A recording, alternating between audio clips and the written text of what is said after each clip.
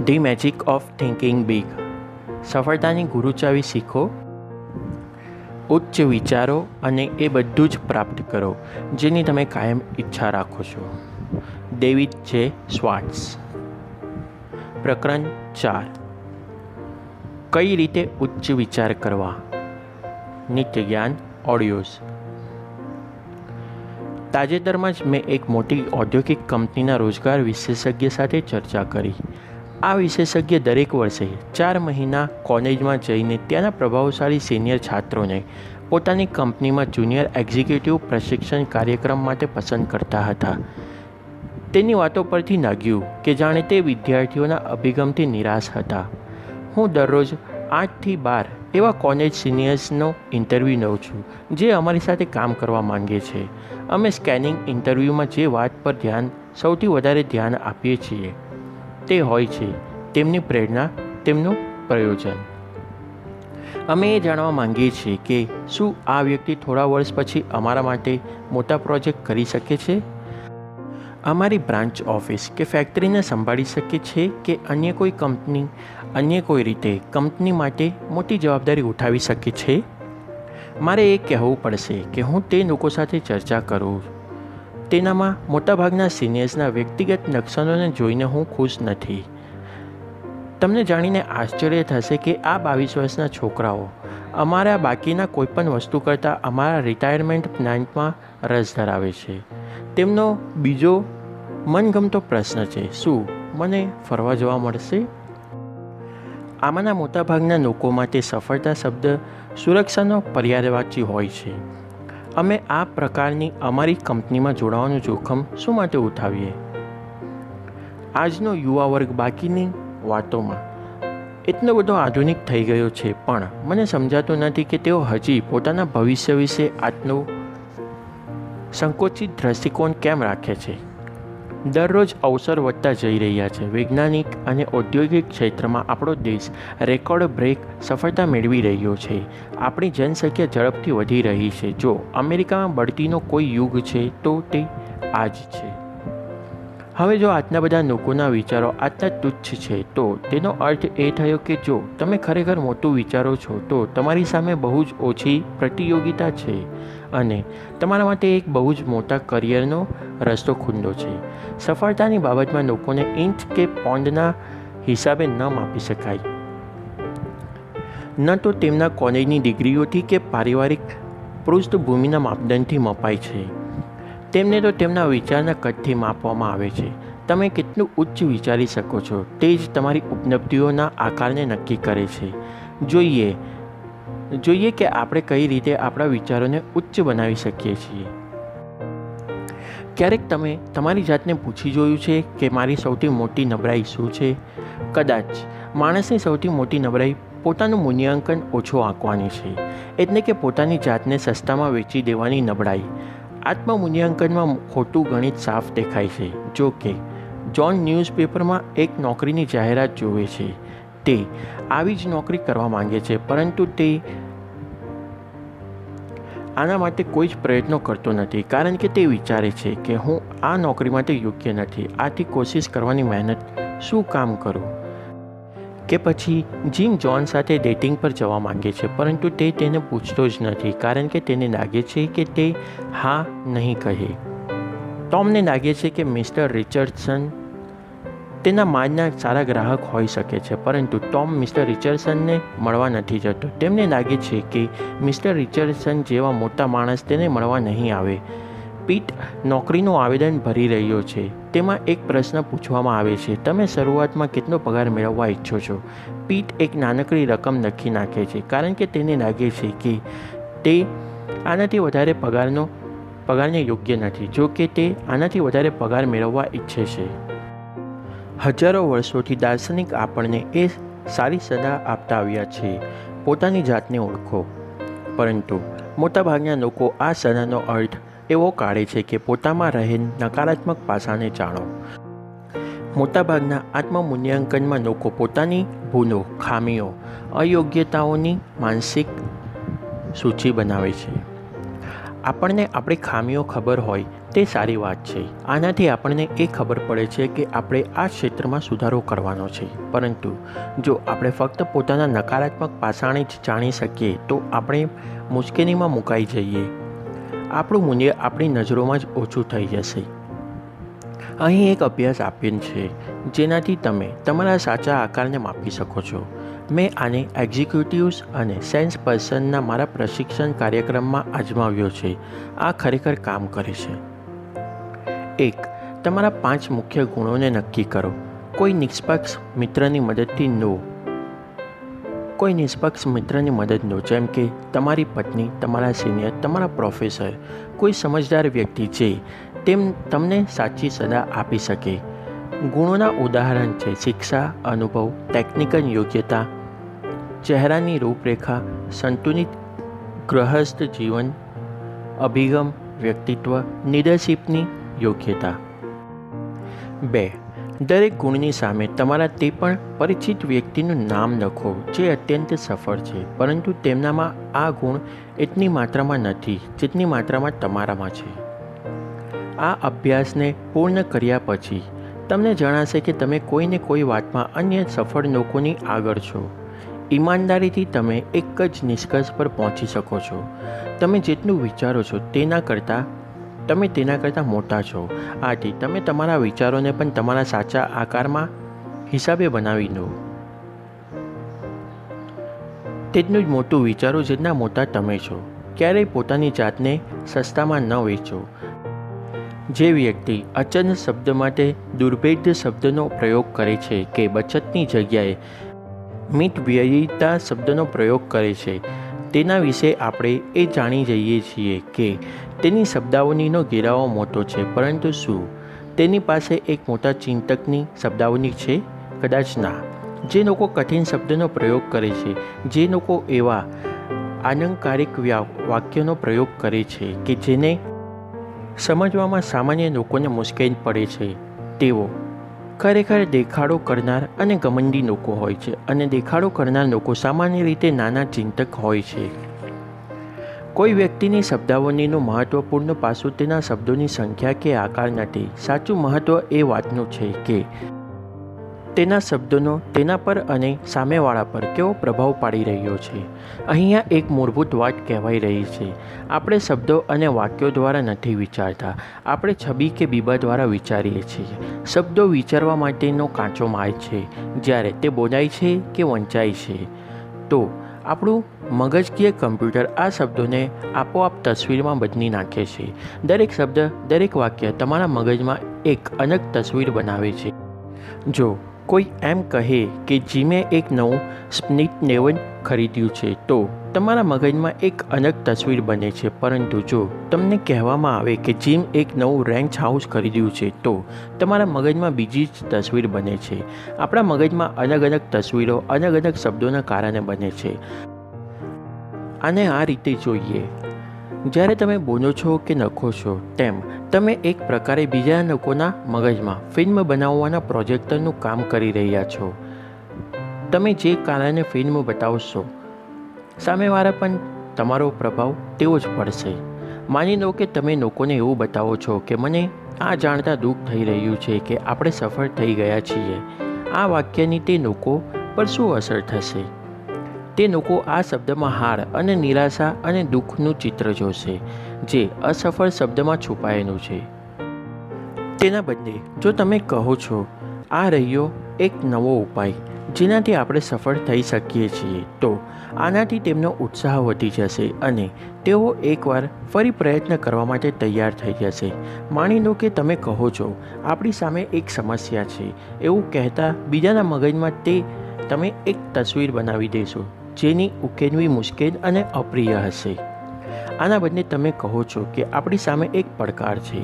આ વાક્યથી તમે એક એવી માનસિક તસવીર બનાવશો જેમાં આનંદ છે, રમત છે, કરવા માટે કંઈક સારું છે. કે પછી કોઈ સમૂહને કહો આપણે બહુ બધો ખર્ચ કરી દીધો છે. લોકોને લાગે છે કે ખર્ચાયેલા પૈસા ક્યારેય પાછા નહીં આવે. નિશ્ચિત રૂપે આ નકારાત્મક વાક્ય છે. તેના બદલે એમ કહો કે આપણે બહુ મોટું ઇન્વેસ્ટમેન્ટ કર્યું છે. લોકો એક એવી તસવીર બનાવશે જેમાં પછીથી નાપ થતો દેખાતો હોય અને એ એક બહુ જ સુખદ દ્રશ્ય હોય છે. મુદ્દાની વાત એ છે કે મોટા ચિંતકોના પોતાના અને બીજાના મસ્તિષ્કમાં સકારાત્મક, પ્રગતિશીલ અને આશાવાદી તસવીરો બનાવવાની કલા હોય છે.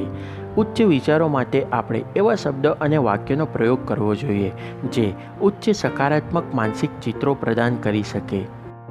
નીચે ડાબા હાથની કોલમમાં કેટલાક વાક્યો લખેલા છે જેનાથી નિમ્ન નકારાત્મક, નિરાશાજનક વિચાર ઉત્પન્ન થાય છે અને જમણા હાથની કોલમમાં તે જ પરિસ્થિતિને મોટા સકારાત્મક દૃષ્ટિકોણથી રજૂ કરાય છે. સાંભળતી વખતે પોતાની જાતને પૂછો, હું કયા પ્રકારના માનસિક ચિત્રો જોઈ રહ્યો છું? નિમ્ન નકારાત્મક માનસિક ચિત્ર ઉત્પન્ન કરનાર વાક્ય: આનાથી કોઈ ફાયદો નહીં થાય, આપણે હારી ગયા છીએ. ઉચ્ચ સકારાત્મક માનસિક ચિત્ર ઉત્પન્ન કરનાર વાક્ય: આપણે હજી હાર્યા નથી, આપણે પ્રયત્ન કરતા રહીશું. આ રહ્યો એક નવો ઉપાય જેનાથી આપણે સફળ થઈ શકીએ છીએ. 2. મેં પહેલાં પણ આ બિઝનેસ કર્યો હતો અને હું તેમાં અસફળ થયો હતો. હું હવે ફરીથી ભૂલથી કોશિશ નહીં કરું. એકવાર આમાં જરૂર અસફળ થયો હતો, પરંતુ તેમાં ભૂલ મારી જ હતી. હવે હું એકવાર ફરી પ્રયત્ન કરી જોઈશ અને તે ભૂલનું પુનરાવર્તન નહીં કરું. 3. હું પ્રયત્ન કરી જોઈશ, પરંતુ આ માલ વેચાતો જ નથી. લોકો આ ખરીદવા માંગતા નથી. હજી સુધી આ માલ નથી વેચી શક્યો, પરંતુ હું જાણું છું કે આ સારો છે અને હું એવો ફોર્મ્યુલા શોધી લઈશ કે જેથી આ ધડાધડ વેચાવા લાગે. 4. બજારમાં માલથી ભરેલું છે. વિચારો: 75% માલ તો પહેલાં જ વેચાઈ ગયો છે. સારું એ જ છે કે આમાંથી બહાર નીકળી જાઉં. વિચારો: 25% બજાર તો ખુલ્લું પડ્યું છે. હું 100% પ્રયત્ન કરીશ. આ બહુ જ મોટી તક છે. 5. તેમના ઓર્ડર નાના હોય છે. હું હવે તેમની પાસે નહીં જાઉં. તેમના ઓર્ડર હજી નાના છે. હું એવી યોજના બનાવું છું જેનાથી તેઓ મારી પાસે વધારે માલ ખરીદે. 6. તમારી કંપનીમાં ટોચ પર પહોંચતા મને 5 વર્ષ થશે અને 5 વર્ષ બહુ લાંબો સમય છે. મને આમાં કોઈ રસ નથી. 5 વર્ષનો સમય કંઈ વધારે નથી. જરા વિચારો, તે પછી પણ મારી પાસે ટોચના સ્થાને રહેવા માટે 30 વર્ષનો સમય બચે છે. 7. પ્રતિયોગી કંપનીઓ પાસે બધા લાભ છે. હું તેમની વિરુદ્ધ મારો માલ કઈ રીતે વેચી શકું? પ્રતિયોગી કંપની દમદાર છે. હું એથી ના નથી કહેતો, પરંતુ કોઈની પાસે પૂરેપૂરો લાભ નથી હોતો. આપણે બેસીને વિચારીએ અને એવી રીત શોધીએ જેનાથી આપણને તેમને હરાવી શકીએ. 8. કોઈ તે માલ નહીં ખરીદે. વર્તમાન સ્વરૂપમાં કદાચ આને ન વેચી શકાય, પરંતુ આપણે થોડાક પરિવર્તનો વિશે વિચાર કરીને આને વેચી શકીએ છીએ. 9. આપણે ત્યાં સુધી રાહ જોઈએ જ્યાં સુધી મંદી નથી આવતી, પછી આપણે સ્ટોક ખરીદીશું. આપણે અત્યારે નિવેશ કરીએ. આપણે મંદી વિશે શું કામ વિચારવું?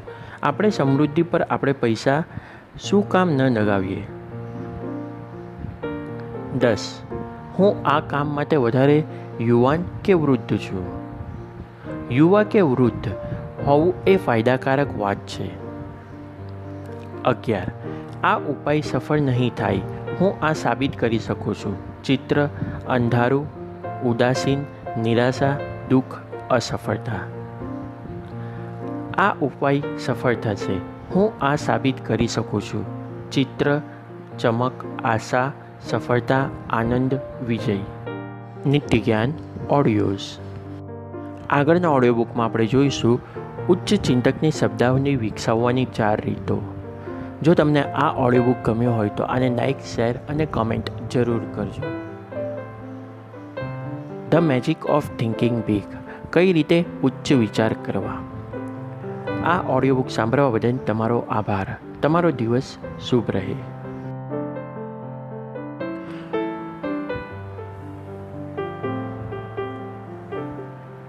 The magic of thinking big. સફળતાની ગુરુ ચાવી શીખો, ઉચ્ચ વિચારો અને એ બધું જ પ્રાપ્ત કરો જેની તમે કાયમ ઈચ્છા રાખો છો. કેવી રીતે ઉચ્ચ વિચાર કરવા? ઉચ્ચ ચિંતકની શબ્દાવલી વિકસાવવાની 4 રીતો. નીતિ જ્ઞાન ઓડિયોઝ. આ 4 રીતો અપાઈ રહી છે જેની મદદથી તમે ઉચ્ચ ચિંતકની શબ્દાવલી વિકસિત કરી શકો છો. 1. પોતાની ભાવનાઓને વ્યક્ત કરવા માટે મોટા સકારાત્મક આશાવાદી શબ્દો અને વાક્યનો પ્રયોગ કરો. જ્યારે કોઈ તમને પૂછે કે તમે આજે કેવું લાગે છે, તમે તેનો જવાબ આપો છો, હું થાકેલો છું, મને માથું દુખે છે, કાશ કે આજે શનિવાર હોત, મારી હાલત બહુ જ ખરાબ છે. તો તમે તમારી સ્થિતિને પોતાના જ હાથે ખરાબ કરી રહ્યા છો. આનો અભ્યાસ કરો. આ એક બહુ જ સરળ વાત છે, પરંતુ એમાં બહુ જ શક્તિ છે. જ્યારે કોઈ પણ તમને પૂછે છે તમે કેમ છો કે તમે આજે કેવું અનુભવો છો, તો જવાબ કાયમ કહો, બહુ જ સરસ, ધન્યવાદ. અને તમે કહો છો કે પછી કહો ઉત્તમ કે શાનદાર. દરેક અવસરે કહો કે તમે સારું અનુભવી રહ્યા છો અને તમે ખરેખર સારો અનુભવ કરવા લાગશો અને ખૂબ જ ઉચ્ચ પણ. એક એવી વ્યક્તિ બનો જે કાયમ સારું જ અનુભવે છે. આનાથી દોસ્ત બને છે. 2. બીજા લોકોનું વર્ણન કરતી વખતે ચમકાટ, ખુશનુમા સકારાત્મક શબ્દો અને વાક્યનો પ્રયોગ કરો. આ નિયમ બનાવી લો કે તમે તમારા બધા જ મિત્રો અને સહયોગી માટે મોટા સકારાત્મક શબ્દનો પ્રયોગ કરશો. જ્યારે તમે કોઈની સાથે કોઈ ત્રીજી અનુપસ્થિત વ્યક્તિના વિશે વાત કરી રહ્યા હોવ તો તમે તેની મોટા શબ્દોમાં પ્રશંસા કરો.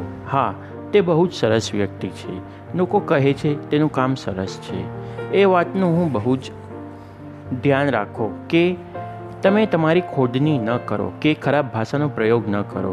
મોડા વહેલા ત્રીજી વ્યક્તિને ખબર પડી જ જાય છે કે તમે શું કહ્યું હતું અને તમે જે ટિપ્પણી કરી હતી તેને તમને જ ખરાબ બનાવી દેશે. 3. બીજાનો ઉત્સાહ વધારવા માટે સકારાત્મક ભાષાનો પ્રયોગ કરો. દરેક અવસરે લોકોના વખાણ કરો. પોતાની પત્ની અને પોતાના પતિની દરરોજ પ્રશંસા કરો. તમારી સાથે કામ કરનારની રોજ પ્રશંસા કરો. જો સાચા વખાણ કરાય નો એક સફળતાનું સાધન બની જાય છે. આનો પ્રયોગ કરો. આનો પ્રયોગ વારંવાર દર વખતે કરો. લોકોના દરેક તેમના કામ, તેમની ઉપલબ્ધિઓ, તેમના પરિવારના વખાણ કરો. 4. બીજા સામે યોજના પ્રસ્તુત કરતી વખતે સકારાત્મક શબ્દોનો પ્રયોગ કરો.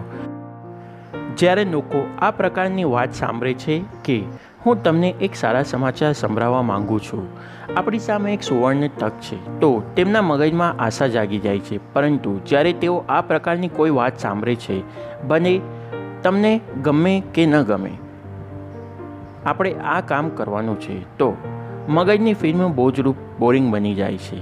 તેઓ પણ આ જ વિચારસરણીવાળા થઈ જાય છે. જીતવાનો વાયદો કરો અને તેમની આંખોમાં ચમક આવી જશે. જીતનો વાયદો કરો અને તમને સમર્થન પ્રાપ્ત થઈ જશે. મહેન બનાવો, કબર ન ખોદો. એ ન જોવું કે શું છે, એ જુઓ કે શું થઈ શકે તેમ છે.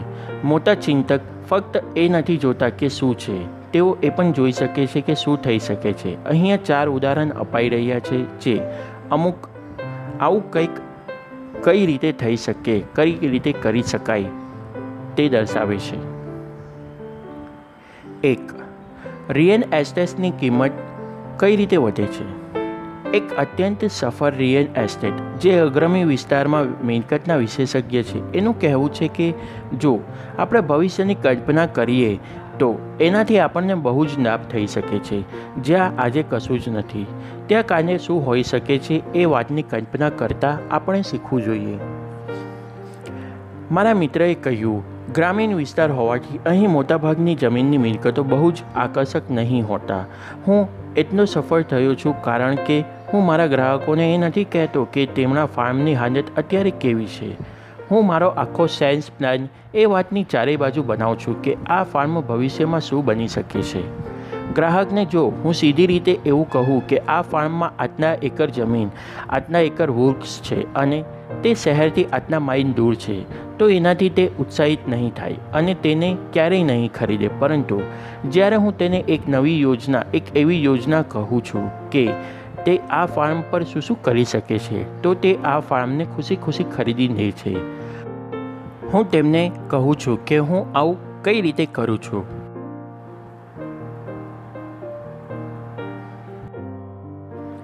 તેણે પોતાની બ્રીફકેસ ખોલી અને એક ફાઇલ કાઢી.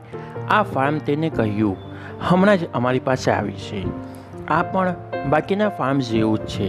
તે શહેરથી 43 માઇલ દૂર છે. તેનું ઘર બિસ્માર હાલતમાં છે અને છેલ્લા 5 વર્ષથી અહીંયા ખેતી નથી થઈ.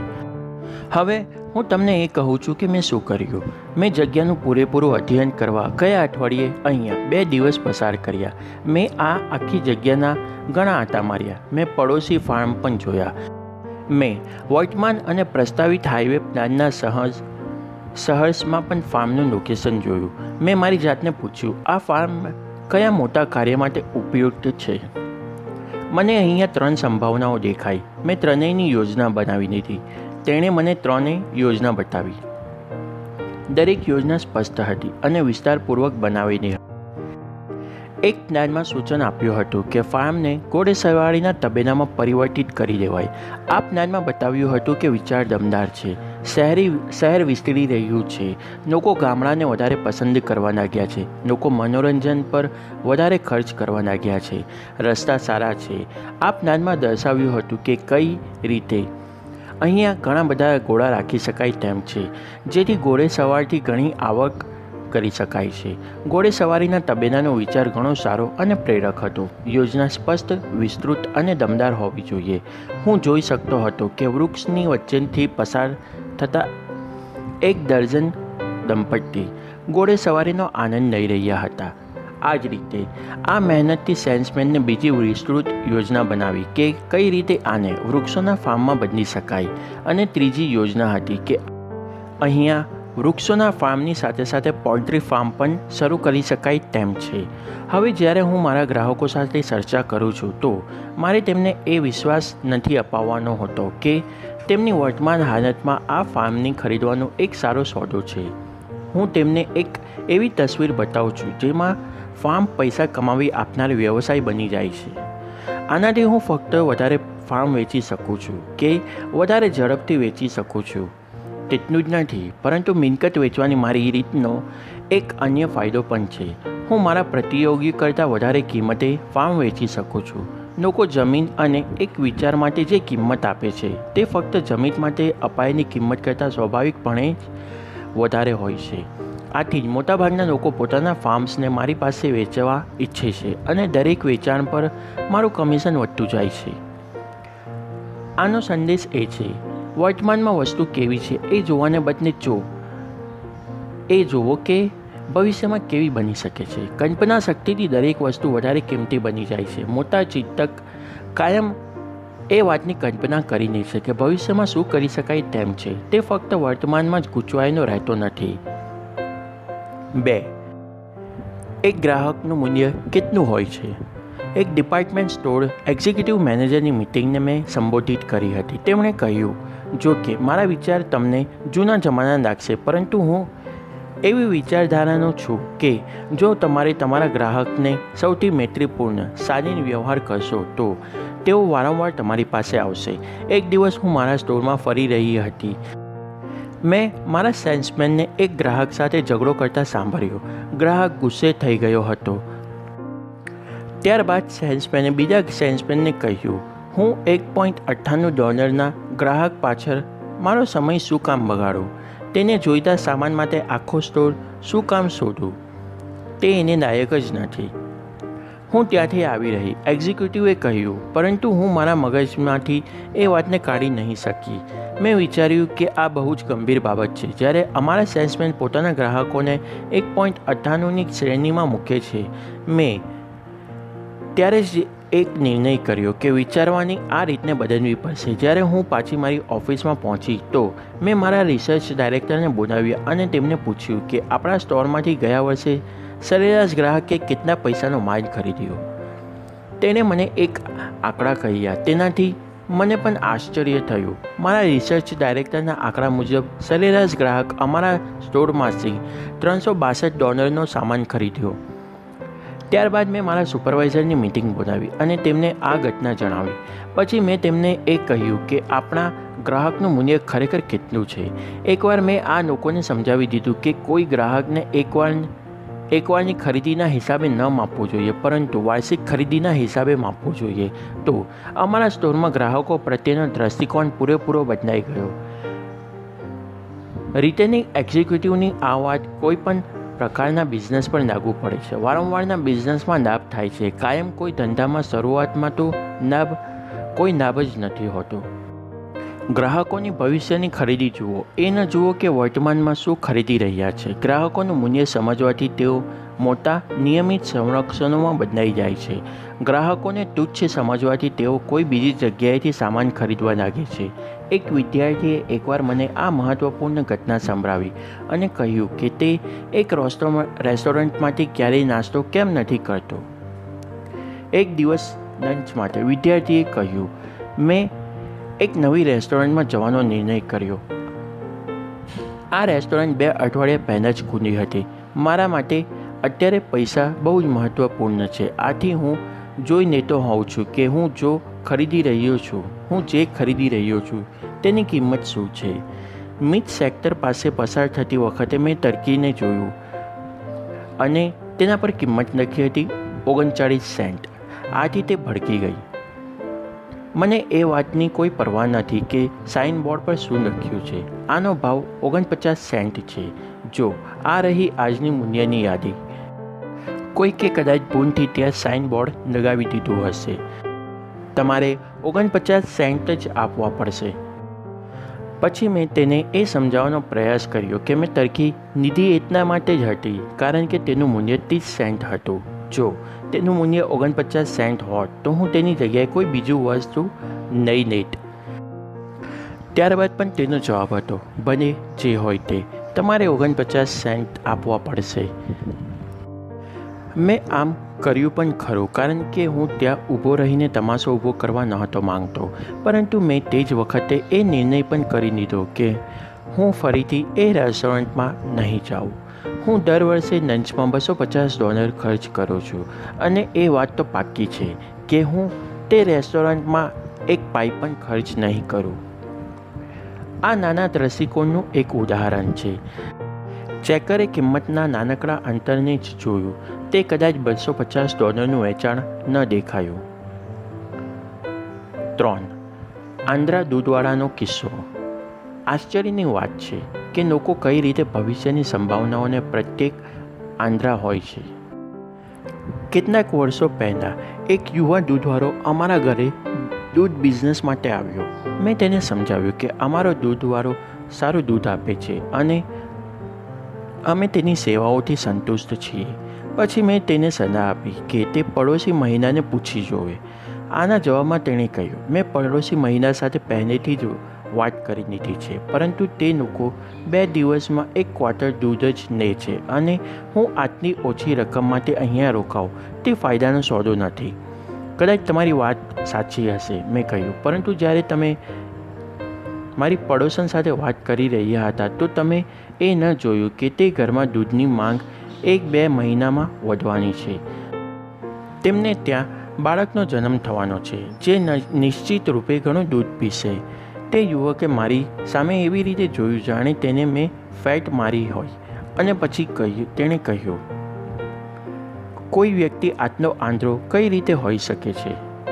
ક્યારેક જે પરિવાર 2 દિવસમાં 1 ક્વાર્ટર દૂધ ખરીદતો હોય, આજે તે પરિવાર 2 દિવસમાં 7 ક્વાર્ટર દૂધ ખરીદી છે. પરંતુ તે દૂધવાળો ભવિષ્યદર્શી ન હતો. તે નાના બાળકના હવે 2 નાના ભાઈ અને નાની બહેન પણ છે. મને જાણકારી મળી છે કે તેમને ત્યાં એક બાળક જન્મવાનો છે. આપણે કેટલા આંધળા હોઈ શકીએ. આથી એ જુઓ કે શું થઈ શકે છે, ફક્ત એ જ ન જુઓ કે શું છે. જે સ્કૂલ ટીચર જીમીના ફક્ત વર્તમાન વ્યવહાર વિશે વિચારશે તે એવું જ વિચારશે કે જીમી અસભ્ય, અભણ અને ગામડિયો છે. પરંતુ જો ટીચર એવું વિચારશે તો એનાથી જીમીનો વિકાસ નથી થઈ શકે. પરંતુ ટીચર જીમીની અંદરની સંભાવનાઓને જોઈ શકે તે જ તેનો વિકાસ કરી શકશે. મોટાભાગના લોકો સ્કીડ રો પાસેથી પસાર થતી વખતે ફક્ત હારેલા શરાબીઓને જોઈ શકે છે, પરંતુ કેટલાક નિષ્ઠાવાન લોકો સ્કીડ રો પાસેથી પસાર થતી વખતે એક સુધરેલા નાગરિકની સંભાવનાઓને પણ જોઈ શકો છો, કેમ કે તેઓ ભવિષ્યની સંભાવનાઓને જોઈ શકે છે. આથી તેઓ અહીંયા પણ એક સફળ સુધારક કાર્યક્રમ કરી શકે છે. 4.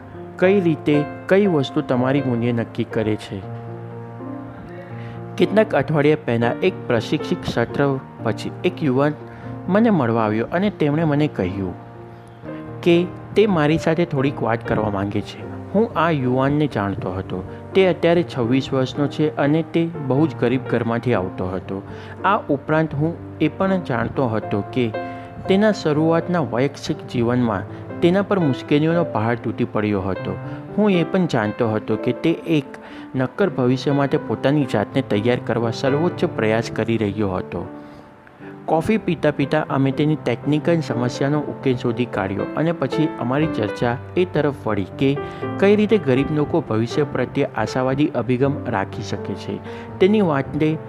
તેની વાતોએ આ સવાલનો સીધો અને ઉત્તમ જવાબ આપ્યો. મારી પાસે બેંકમાં $200 છે. ક્લર્કની મારી નોકરીનો પગાર વધારે નથી અને ન તો આ કોઈ જવાબદારીવાળી નોકરી છે. મારી કાર 4 વર્ષ જૂની છે અને હું મારી પત્ની સાથે એક નાનકડા એપાર્ટમેન્ટમાં બીજા માળ પર રહું છું. પરંતુ પ્રોફેસર, તેણે કહ્યું, મેં નક્કી કરી લીધું છે કે મારી પાસે જે નથી તેને હું મારા રસ્તાના અવરોધમાં નહીં બનવા દઉં. હું મારા રસ્તામાં અવરોધરૂપ નહીં બનવા દઉં. હું તેની વાત પૂરેપૂર્ણ સમજી ન શક્યો. આથી મેં તેને વિસ્તારપૂર્વક તેને પૂરેપૂરો અર્થ સમજાવવાનું કહ્યું. જોવો, તેમને કહ્યું, હું ઘણા સમયથી લોકોનું અધ્યયન કરી રહ્યો છું અને મેં એ જાણ્યું છે કે લોકો ગરીબ હોય છે. તેઓ પોતાના વર્તમાનને જોવે છે. તેઓ ફક્ત પોતાના વર્તમાનને જ જોવે છે અને ભવિષ્યને તે નથી જોઈ શકતા. તેઓ ફક્ત પોતાના ખરાબ વર્તમાનને જ જોઈ શકે છે. મારા પડોશીનું ઉદાહરણ લો.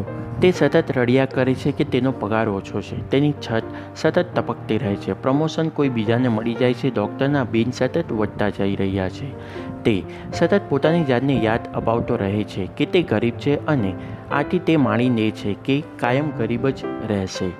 તે એ પ્રકારનો વ્યવહાર કરી રહ્યો છે જાણે તેને આજીવન તે તૂટેલા ફૂટેલા અપાર્ટમેન્ટમાં જ રહેવાની સજા મળી હોય. મારો મિત્ર પોતાના દિનથી વાત બોલી રહ્યો હતો અને એક ક્ષણ અટક્યા બાદ તેને આગળ કહ્યું, જો હું મારા વર્તમાન તરફ જોઉં તો જૂની ગાડી, ઓછો પગાર, સસ્તું એપાર્ટમેન્ટ અને હેમબર્ગરનું ભોજન, તો હું પણ ઝડપથી નિરાશ થઈ જઈશ.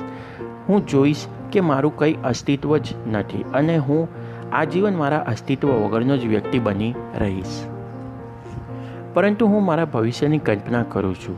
હું એ જોઉં છું કે હું થોડાક વર્ષ પછી શું હું બની શકું છું. હું મારી જાતને કલંક તરીકે નથી જોતો, પરંતુ પણ એક એક્ઝિક્યુટિવના રૂપે જોઉં છું. હું મારા નાનકડા એપાર્ટમેન્ટને નથી જોતો, પણ હું નવા સરસ ઉપનગરીય ઘરને જોઉં છું. જ્યારે હું મારા ભવિષ્યને આ રીતે જોઉં છું તો હું વધારે મોટો હોવાનો અનુભવ કરું છું અને મોટા મોટા વિચારો કરી શકું છું. મારી પાસે એ વાતનો બહોળો અનુભવ છે કે આનાથી ફાયદો થાય છે. શું આ પોતાની જાતને મૂલ્યવાન બનાવવાની ઉત્તમ યોજના નથી? આ યુવક ખરેખર સારી જિંદગી તરફ ઝડપથી વધી રહ્યો હતો. તેણે સફળતાના આ મૂળભૂત સિદ્ધાંતને પોતાના જીવનમાં ઉતારી દીધો. તમારી પાસે શું નથી એ મહત્ત્વનું નથી હોતું. તેને બદલે એ મહત્ત્વનું હોય છે કે તમારી પાસે ભવિષ્યમાં શું હશે. દુનિયા આપણા પર જે કિંમતનું ટેગ લગાવે છે તે એ ટેગને અનુરૂપ જ હોય છે જે આપણે પોતાની જાત પર લગાવીએ છીએ. અહીં તમને એ કહેવામાં આવી રહ્યું છે કે તમે કઈ રીતે પોતાના ભવિષ્યની શક્તિને વિકસિત કરી શકો છો, એટલે કે તમે તમારી સંભાવનાઓને કઈ રીતે જોઈ શકો છો. હું આને મૂલ્ય વધારનાર અભ્યાસ કહું છું. 1. વસ્તુનું મૂલ્ય વધારવાનો અભ્યાસ કરો. રિયલ એસ્ટેટનું ઉદાહરણ યાદ રાખો. પોતાની જાતને પૂછો, કઈ રીતે હું આ રૂમ કે આ ઘર કે આ બિઝનેસનું મૂલ્ય વધારી શકું છું. વસ્તુઓનું મૂલ્ય વધારવા માટે વિચાર શોધો. કોઈ પણ વસ્તુ ભલે ને તે ખાલી પ્લોટ હોય, ઘર હોય કે બિઝનેસ હોય, તેનું મૂલ્ય તે જ હોય જે તેનો ઉપયોગના વિચારમાં છુપાયેલો હોય છે. 2. લોકોનું મૂલ્ય વધારવાનો અભ્યાસ કરો. જ્યારે તમે સફળતાની દુનિયામાં ઉપરને ઉપર જશો તો તમારી પાસે મોટાભાગનું કામ લોકોનો વિકાસ કરવાનું હશે. પોતાની જાતને પૂછો, હું કઈ રીતે મારા આધીનસ્થોને મૂલ્ય વધારી શકું છું. હું કઈ રીતે તેને વધારે પ્રભાવી બનાવી શકું છું. યાદ રાખો, કોઈ વ્યક્તિ પાસેથી સર્વશ્રેષ્ઠ પ્રદર્શન કરાવવા માટે તમારે તેની સર્વશ્રેષ્ઠ ક્ષમતાઓની કલ્પના કરવાની હોય છે. 3. પોતાનું મૂલ્ય વધારવાનો અભ્યાસ કરો.